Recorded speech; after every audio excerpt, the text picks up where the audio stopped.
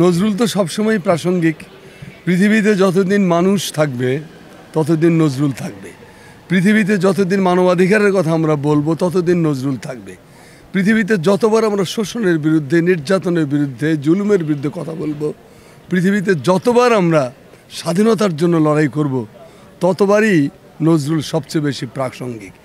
এবারের জুলাই রেভলিউশনে দেখেন আপনারা যে সে 1921 সাল থেকে শুরু করে আজ পর্যন্ত নজরুল আমাদের জাতীয় জীবনে সবচেয়ে প্রাসঙ্গিক, সবচেয়ে আবশ্যক একজন কবি। আমাদের মাথার উপর অনেক বড় বড় কবি আছেন, কিন্তু নজরুল ছাড়া বাংলাদেশ চলে না। আপনার খাদ্য, পানি এবং অন্যান্য যে চারটা জিনিস, খাদ্য, বস্ত্র, আলো এবং বাতাস, এই চারটা জিনিস ছাড়া জীবন যেমন বাঁচে না, ঠিক নজরুলের না হলে আমাদের বাংলাদেশও বাঁচে না।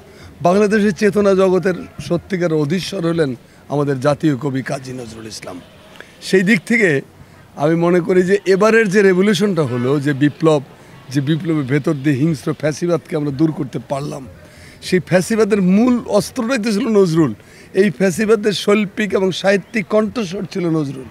কারণ নজরুলের গান, নজরুলের কবিতা, নজরুলের উদ্ধৃতি, এটাতে সয়লাভ সারা বাংলাদেশ। মুখে মুখ মোরা ঝঞ্ঝার মতো উদ্দাম, মোরা বাতাসের মতো বাধাহীন, বলবীর চির উন্নত মমশির।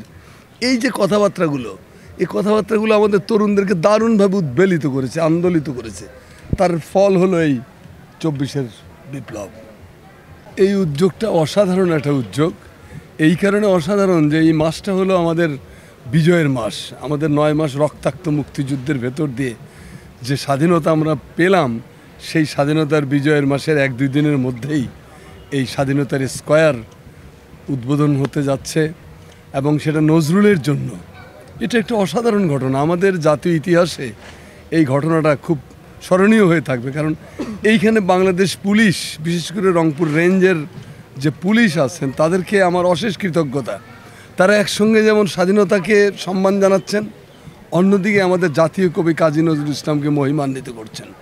এই দুটোর ভেতর দিয়ে আমাদের ছাত্রছাত্রীরা এবং বাংলাদেশ পুলিশের রংপুরের যে স্কুল অ্যান্ড কলেজ, সেই কলেজের আমি মনে করি সম্মান এবং মর্যাদা অনেকাংশে বেড়ে গেল।